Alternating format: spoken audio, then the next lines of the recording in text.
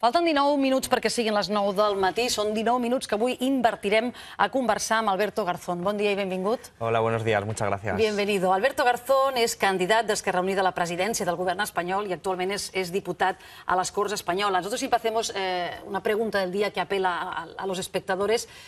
Hacía muchos días que en Cataluña se hablaba de esta lista, si habría o no lista única, unitaria, independentista para las elecciones del 23 de septiembre. Ahora sabemos que la hay, no es una única lista, pero sí que hay una lista que fusiona a Convergencia Democrática y a Esquerra, y desde ayer sabemos quién va en primer lugar de la lista. Es Raül Romeva, ex eurodiputat d'Iniciativa per Catalunya.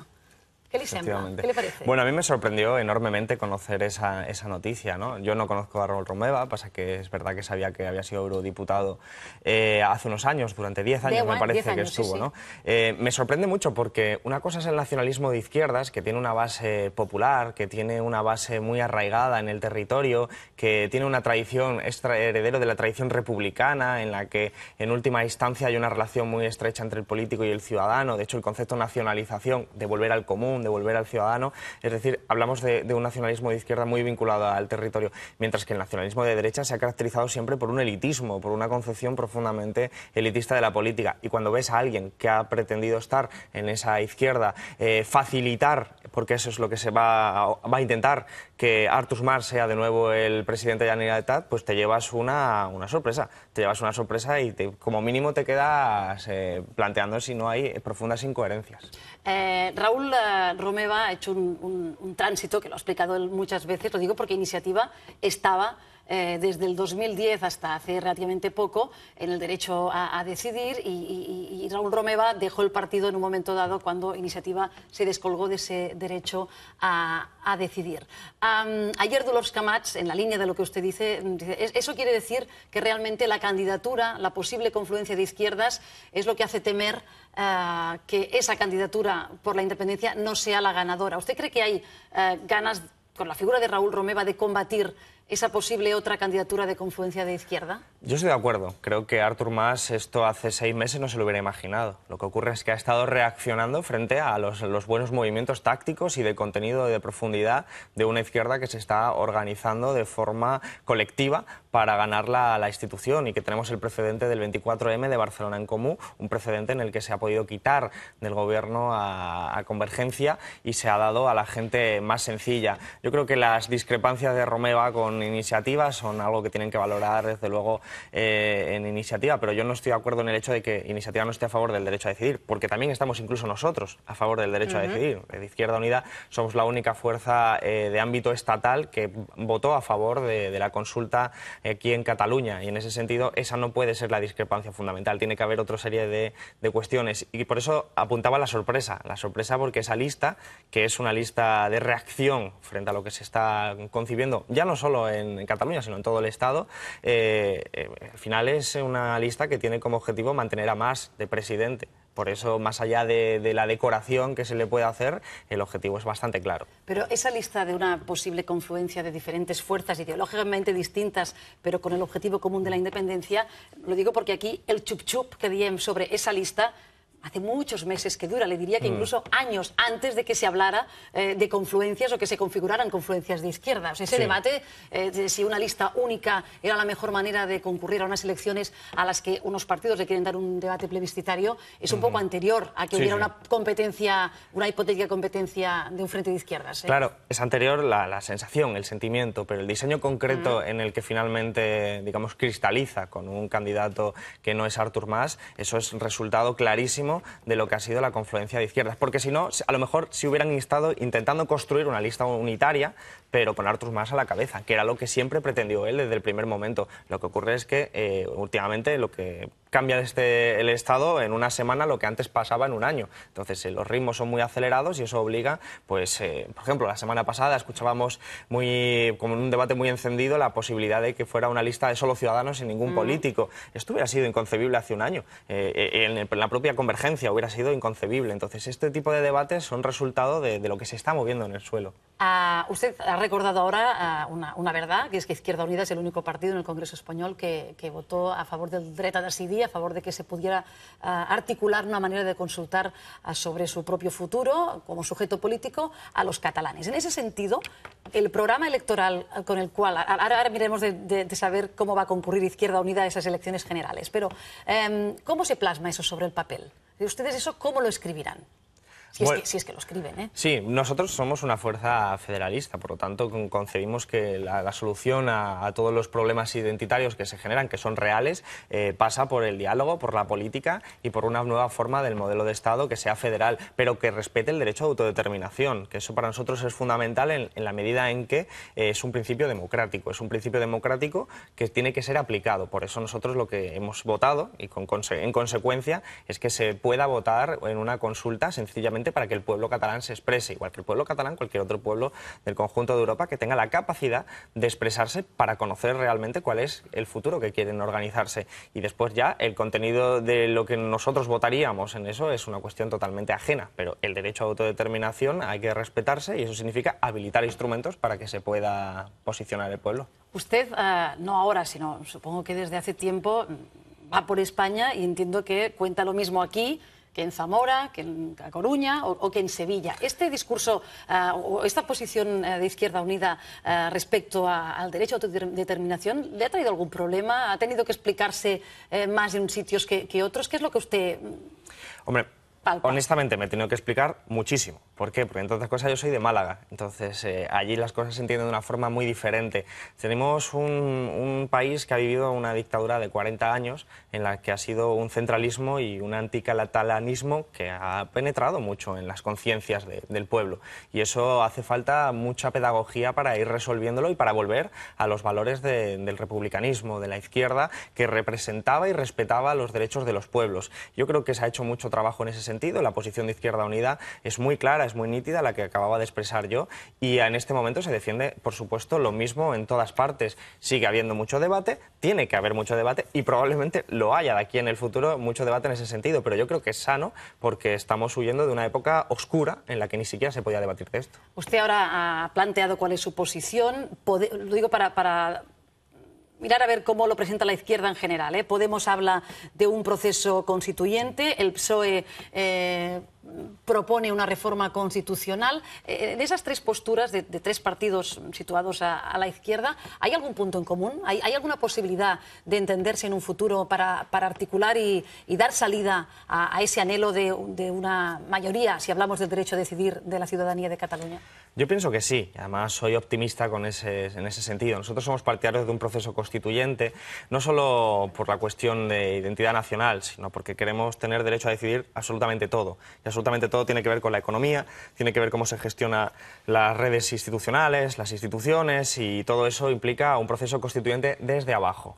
Y eso es en lo que estamos nosotros en esa vía. Pero claro, primero tiene que abrirse ese debate de una forma mucho más amplia, porque lo que hemos visto hasta este momento es que el Gobierno de España, con Mariano Rajoy, lo que hacía era esconder el problema debajo de la mesa, prohibir que la gente pudiera votar y esperar que de esa forma desapareciera el debate. Y claro, así no se va a solucionar nada. Tenemos que entrar en un espacio donde el debate sea sano y sea en torno pues, a una mesa, lógicamente, de debate absolutamente sano, claro, nítido, sin ningún tipo de tacticismo electoral, sino sencillamente diciendo las cosas como las hay que decirlas. Digo lo del tacticismo electoral porque a nosotros creemos que somos coherentes al defender esto también en Málaga, también en Sevilla, también en Almería o en Extremadura, a pesar de que pueda tener un perjuicio electoral, pero creemos que al final lo que tiene que prevalecer es los principios y los valores. ¿Qué le parece que el PSC, el Partido Socialista de Cataluña, haya retirado de su programa electoral el derecho a decidir?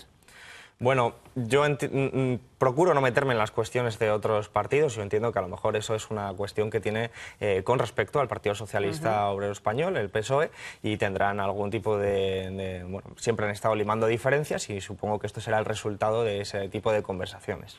Yo decía que seguramente estas próximas elecciones, las catalanas y también las españolas, el concepto de las confluencias, de los pactos, ya sean preelectorales o postelectorales, van a tener mucha importancia. En ese sentido, está en marcha en estos momentos, y usted consta que ha participado en algunas de las reuniones, vamos a empezar por la de Cataluña, una confluencia de esquerras en Cataluña, entre Podemos, entre Iniciativa per Catalunya, entre Esquerra Unida i Alternativa, y veremos si procés constituent. Su colega, el senyor Nuet, de Esquerra Unida y Alternativa, ¿qué le cuenta? ¿Cómo van esas negociaciones?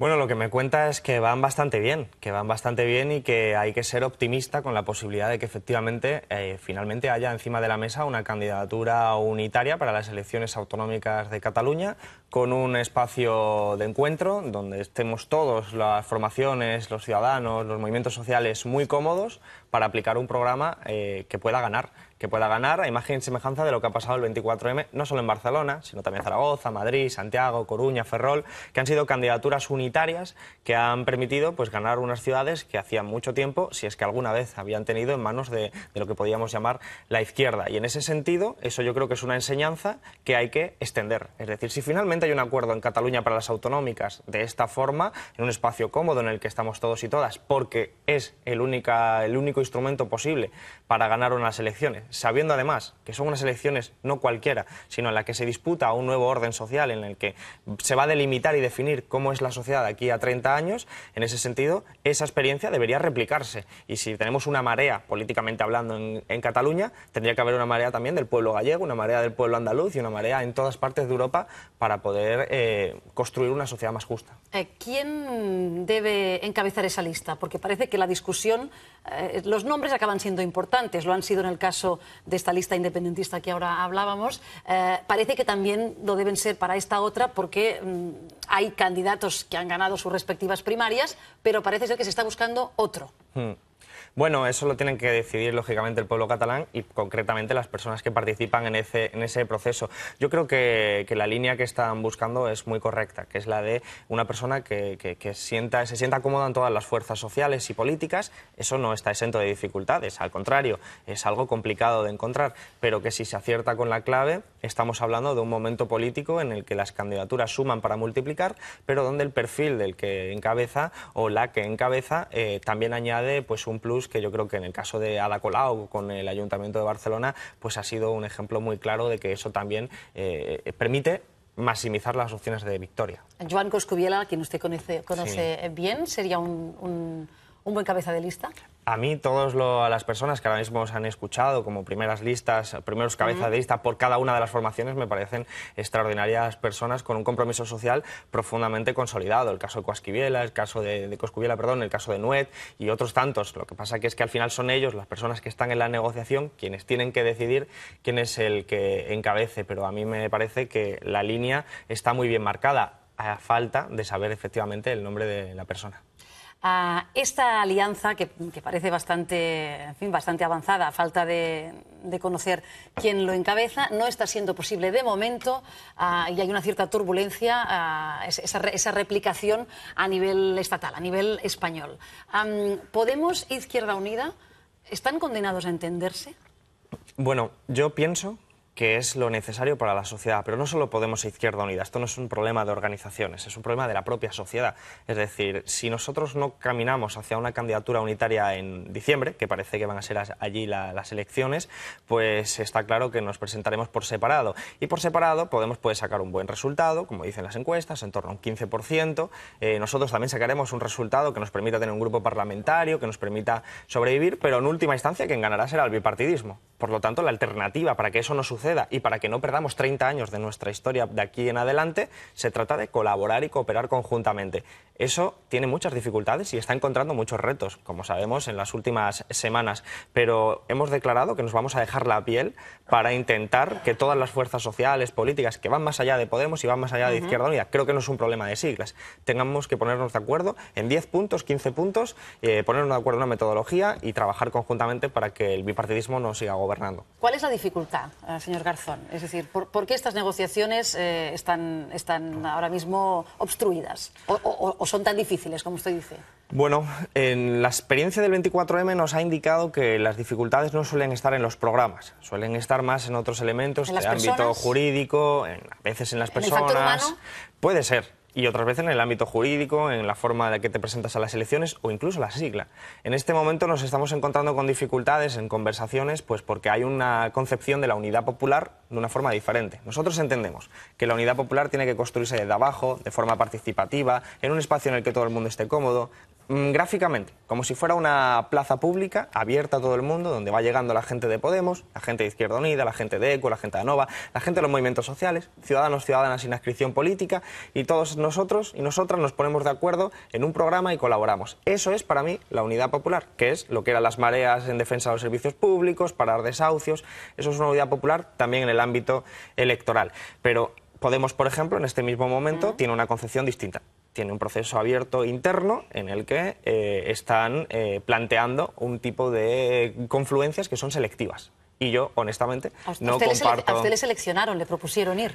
Sí, me propuso Pablo Iglesias, está conformando su lista y él, bueno, ha estado llamando a una serie de personas y a mí no me parecía la forma de construir una unidad popular y por eso, lógicamente, de acuerdo a mis principios y mis valores, pues me parece que no era lo adecuado, que había que hacerse en la forma que nosotros de Izquierda Unida, aprendiendo y haciendo autocrítica también, lógicamente, como valor de la izquierda después del 24M, nos parecía que eso era lo que había pedido la gente, que eso era lo que había demandado la gente y que estaba demandando y que hay un clamor popular por esa unidad popular y eso es lo que estamos defendiendo. En ese sentido, Pablo Iglesias ha sido muy crítico con el llamamiento que ha hecho esta plataforma Ahora en Común, que va sumando, lo último fueron esas 120 firmas del mundo, sobre todo de la cultura, incluso ha llegado a hablar de chantaje, de que ustedes desde Izquierda Unida están moviendo los hilos para, decimos en catalán, fent a l'aigua el seu molí, ¿no? O sea, para que vengan a las suyas de alguna manera.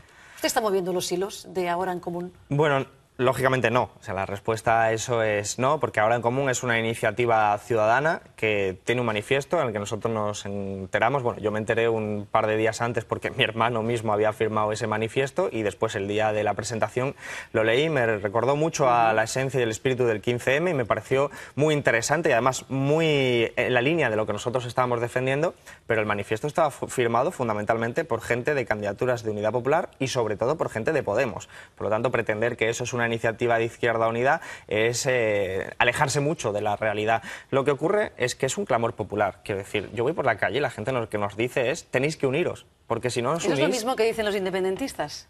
Sí, porque estamos en un proceso en el que la gente necesita respuestas. Es decir, el otro día estaba en Coruña y me vino a la sede de la Marea Atlántica, una de estas mareas que también ha tenido un resultado excepcional y que de hecho ya están gobernando. Me venía un señor y me decía, es que yo cobro 426 euros, llevo 5 años en paro, tengo 53 años, no voy a trabajar nunca más, estoy desesperado y lo que necesito es una solución de izquierdas y necesito que dejéis de pelearos por los egos, por las siglas y que os pongáis de acuerdo. Yo creo que esa concepción que tiene mucho que ver con la política con mayúsculas y muy poco con estas cuestiones de los egos, de las siglas, es la acertada. Y eso es un clamor popular. A veces toma la forma del independentismo frente a otras cuestiones, otras veces de otra naturaleza, pero sí que la gente quiere una respuesta. Quiere mejorar su vida, mejorar la vida de sus hijos, de sus hijas, y al final eso es hacer política. Y si los dirigentes no somos capaces de escuchar el clamor popular, es que entonces no merecemos ser dirigentes. Eso es lo que yo pienso.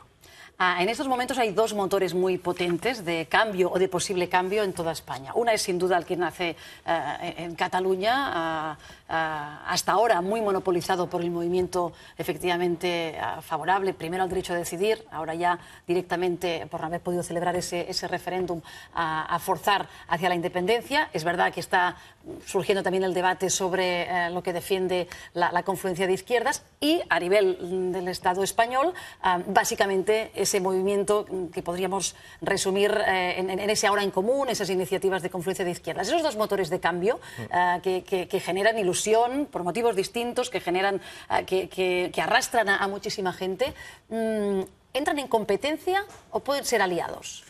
Bueno, son procesos populares que lo que están manifestando es que se supera los límites jurídicos de la actual Constitución. La Constitución del 78 está siendo desbordada, están saltando sus costuras. En primer lugar, porque el bipartidismo la violó, al modificar el artículo 135 y ponerla al servicio de los intereses financieros. Y en segundo lugar, porque la realidad social y política ha cambiado de tal forma que ya la Constitución del 78 se ha quedado antigua, se ha quedado anacrónica y no responde a lo que la mayoría social está demandando. Por lo tanto, yo creo que todos los motores de cambio, sean procesos de naturaleza sobre el modelo de Estado, sean procesos de naturaleza sobre la gestión de la economía o de la propia política, la exigencia de referéndums, no es casual que lo que sea el proceso del modelo de Estado en Cataluña exija un referéndum y sin embargo también nosotros desde el Estado estemos exigiendo referéndum sobre la auditoría de la deuda o referéndum sobre la monarquía o la república. Es decir, hay un espíritu democratizador muy sano al que de momento los dirigentes políticos y la élite y oligarquía española y europea está haciendo oídos sordos. Y en ese sentido hay un espíritu de intentar superar todavía más esas costuras. Se lo digo porque en el hipotético caso que las fuerzas independentistas, ya sea esta única candidatura, ya sea también sumando los votos que pueda conseguir la CUP en ese sentido, sean mayoría en un futuro Parlamento catalán y se inicie ese proceso de desconexión con esa hoja de ruta que debemos conocer los detalles en los próximos días, pero que incluyen abrir negociaciones en la Unión Europea, intentar abrirlas también en el Congreso de los Diputados con el gobierno español. ¿Cuál sería la actitud de Izquierda Unida ante esa realidad? Una mayoría de diputados o de votos en el Parlamento catalán. Pues la que ha sido hasta ahora, por coherencia. El permitir y facilitar que sea el pueblo catalán el que hable, no solo sus representantes, sino el pueblo catalán directamente el que se pueda expresar en torno a esa y otras muchas cuestiones, porque cuando hablamos de independencia yo creo que es justo hablar de una independencia jurídica frente a otra entidad política, pero también una independencia frente a poderes financieros, frente a los bancos. Yo quiero una independencia frente a los bancos, quiero que los ciudadanos y ciudadanas de Cataluña no sean desahuciados. Y esa es la gran enorme paradoja, como Artur Mas, diciendo que quiere una independencia, es el que facilita que haya desahucios en Cataluña y que las gentes catalanas estén perdiendo sus viviendas porque un banco ha exigido hacer más beneficios. Por lo tanto, yo lo que exijo es una independencia absolutamente para conseguir lo que en filosofía política se llama libertad positiva, el derecho de ser libre, el derecho de poder desarrollar tu vida con dignidad, de tener satisfechas tus condiciones materiales de vida, vivienda, sanidad, educación, pensiones y, desde luego, un respeto a la identidad nacional tal y como uno la siente, porque es lo democrático. Entonces, todo eso tiene que resolverse desde la política. Ayer usted protagonizó una de las imágenes del día en el Congreso de los Diputados. Una sesión que, por cierto, sirvió a Rajoy para decir que, aunque la legislación no le obliga, quiere que se vote en el Congreso el tercer rescate de Grecia. Así que tienen que hacerlo otros parlamentos, entre ellos algunos tan decisivos como puede ser el alemán. ¿Qué le pareció a usted este movimiento de Rajoy? ¿Qué pretende? Bueno, el movimiento es puramente hipócrita, para empezar, porque el rescate bancario español no se votó en el Parlamento español. Sin embargo, sí se votó en el Parlamento alemán. Es decir, es muy curioso que el rescate español se votara en el Parlamento alemán y no se votara, porque yo estaba de diputado y no pudimos votar, que se nos impidió esa circunstancia. Ahora quiere hacerlo puramente por propaganda, quiere hacer creer que no hay alternativa posible a lo que son los recortes de la Troika. Y ayer se expresó de una forma muy clara ese debate. Lo que ha pasado es que los dirigentes de la Unión Europea, un puñado de burócratas profundamente desconectados de la realidad cotidiana en Grecia y en cualquier otra parte de la Unión Europea, han intentado, y lo han hecho, humillar a Grecia, aplastar a un pueblo pequeño, que es el 2% del Producto Interior Bruto de la Unión Europea, solo para humillarle. Es decir, el plan que se ha aprobado finalmente no va a rescatar a la economía, no va a rescatar a los ciudadanos, pero sí que es un ejemplo o un intento de ser ejemplarizante para el resto de los países de la Unión Europea, que es decirle, ustedes de aquí no se mueven porque si no, están fuera del euro. ¿Hasta qué punto se sienten ustedes aludidos por eso que usted interpreta como un aviso a navegantes por parte de las instituciones europeas?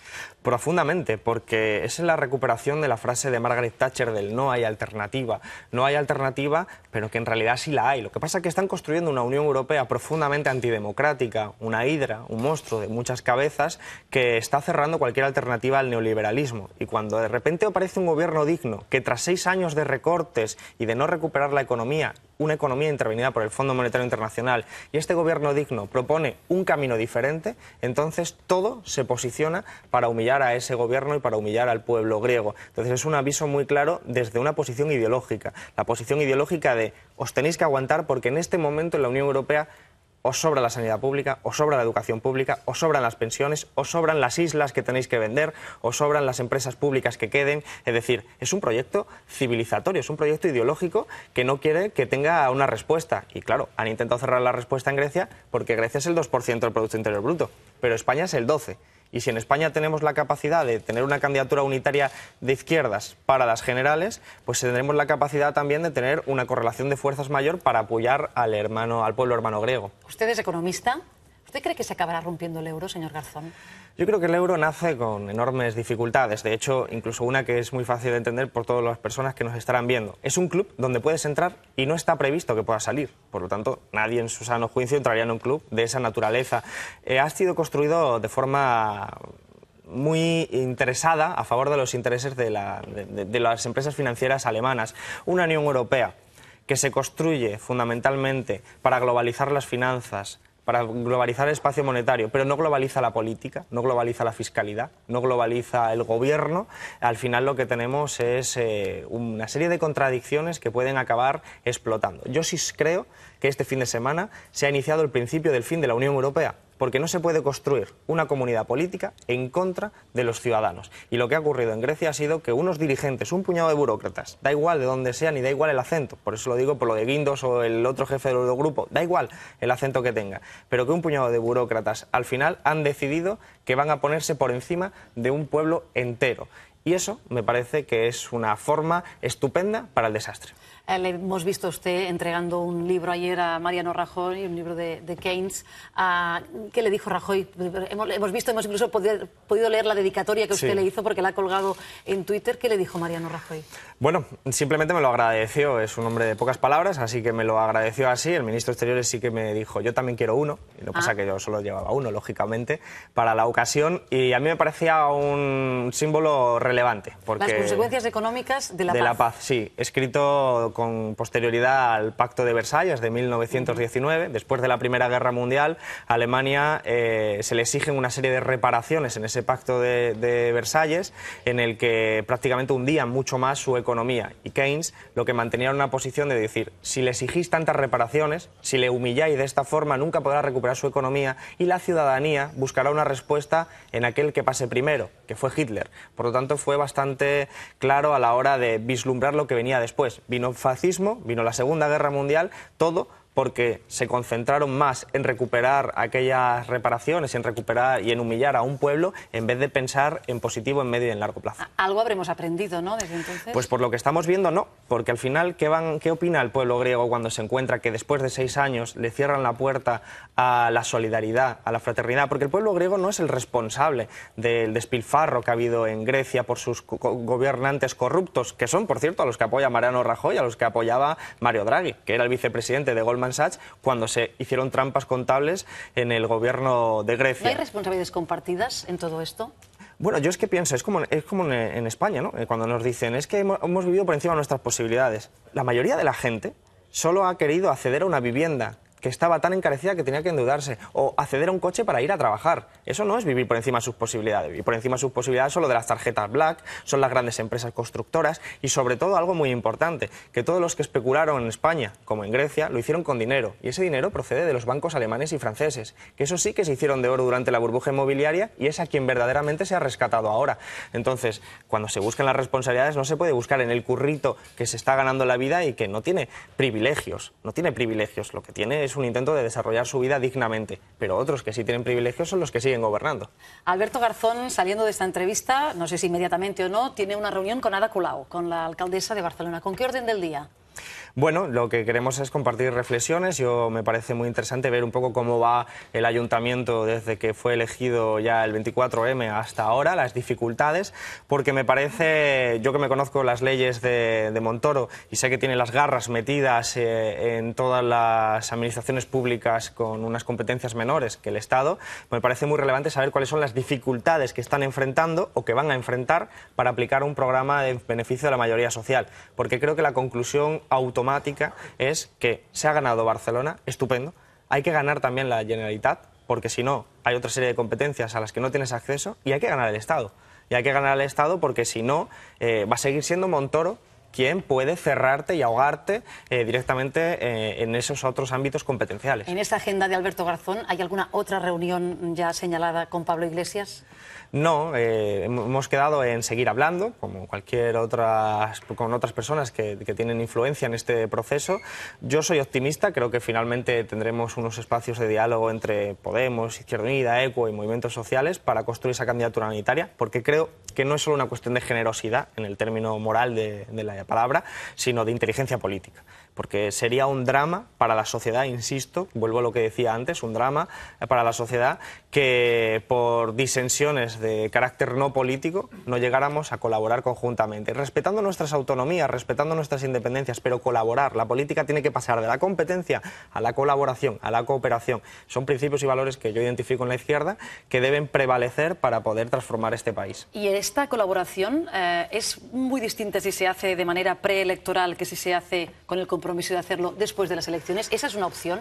Es muy distinta, porque hay una cuestión que media, que es la ley electoral, que es una cuestión que es casi como una ley de la gravedad en términos políticos, porque va a ser insuperable hasta ese momento, y es el hecho de que las circunscripciones, la mayoría de ellas son de carácter mayoritario, lo que quiere decir que para que un partido pueda tener una representación tiene que tener un porcentaje casi superior al 25% o 30% en algunas circunscripciones, y eso en solitario es muy complicado, por no decir directamente imposible. Nosotros en Izquierda Unida lo hemos padecido toda la historia.